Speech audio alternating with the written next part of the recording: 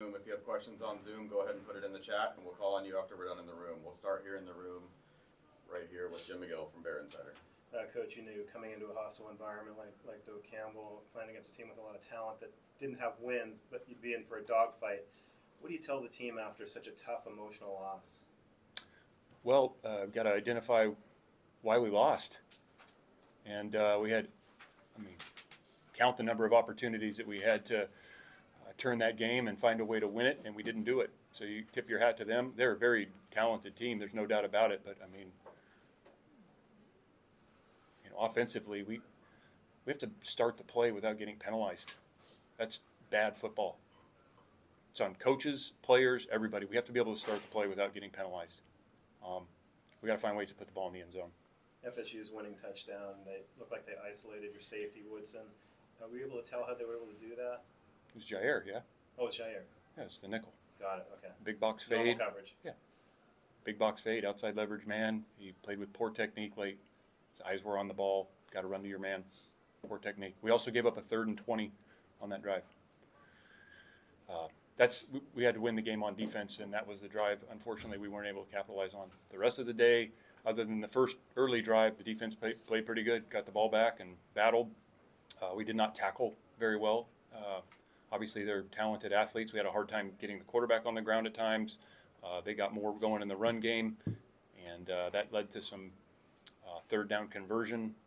We got them. They were ahead of the chains more, so we didn't tackle great. And then the 3rd downs were really the issue we had on defense today. But battled a lot of the day, got the offensive ball back, and we gotta score points. We got to make field goals. We got so many chances. Other questions in the room? Yeah, Coach Doug here with Football Organically. At halftime, it looks like there was 104 yards passing versus Cal's 151, and total at the end of the game was 303 and 177. So they didn't capitalize that much in the air from passing attack. But what was the difference overall for you from your perspective? A few points. It's a few points, and that's what kind of game it was going to be. We have to find ways to move the ball and put the ball in the end zone on offense. We can't jump offside. We got to get the play started on offense. Defensively, it was going to be a battle, and guys battled, like I said, most of the day, and we missed a couple field goals that he has the ability to make, and we didn't make them. That's the difference. At some points, it felt like Cal was losing significantly, but the score didn't reflect that at all. And it seemed as though when Cal got the field goal to go up on Florida State, how could we maintain that momentum? Get a stop and then score again. Move the ball and score. Don't go backwards. Did the noise level and well, obviously with the pre-snap issues, we've practiced it. We use crowd noise. The neighbors hate it. We use crowd noise, and obviously the message is not getting across. We're not coaching it well enough, and we're not executing it well enough. And we had once we used some silent, and we had a guy clapped, and we snapped the ball. Just bad. It's bad. It's unacceptable. It ultimately is my responsibility. That is bad football. We can't do that. So that'll be addressed again until we get it right, because we're going to play in other hostile environments. What happened with Siowape, and do you have any early reports? He is being evaluated at a local hospital, and he's got movement in his extremities, which is good news, but that's all I know right now. Any other questions in the room? All right, we'll go to Zoom. First question will be from Jeff Ferrato from Cal Bears on SI. Justin, what will your approach to the week off be? You've got a bye before Miami at home. You give guys a day or two off, or how do you approach this? No, we'll be back in Monday. We'll be back in Monday. We'll go Monday through Friday.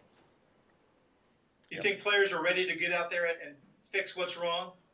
Well, I sure hope so. All of us are. Coaches, players, everybody. Thank you. All right, we'll go to Steve Kroner from the SF Chronicle. Yeah, Justin, the last year and a half, maybe even 2 years, you've talked about the margins in tight games, and this is yet another one that didn't quite turnout. What do you guys discuss in that regard for the next week or so before you get ready for Miami? Yeah, identify the things that are going to make the difference in the game. Okay, again, tackling on defense, third down defense. Offensively, we have to be able to snap the ball on time, and we have to put the ball in the end zone, and then we got to make field goals. Yeah, those are the things that are going to, big picture, that was it. That's the difference in the game. And you're playing a team like Florida State with that much talent, you're not going to make those types of mistakes and win. So we had plenty of opportunities. We did not capitalize on it. They did, and so they deserve the credit for that. All right, Thomas Dunn from Right for California.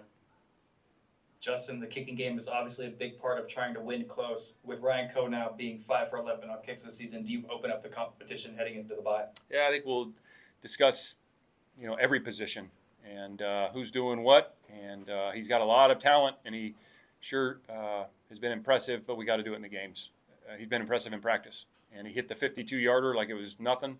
And then we missed the 238s, unfortunately. So, yeah, we have to find ways to score points. Again, 9's not enough. 9's not enough points. I don't care, who you're playing, especially Florida State. You got to score more than 9. Any other questions here in the room?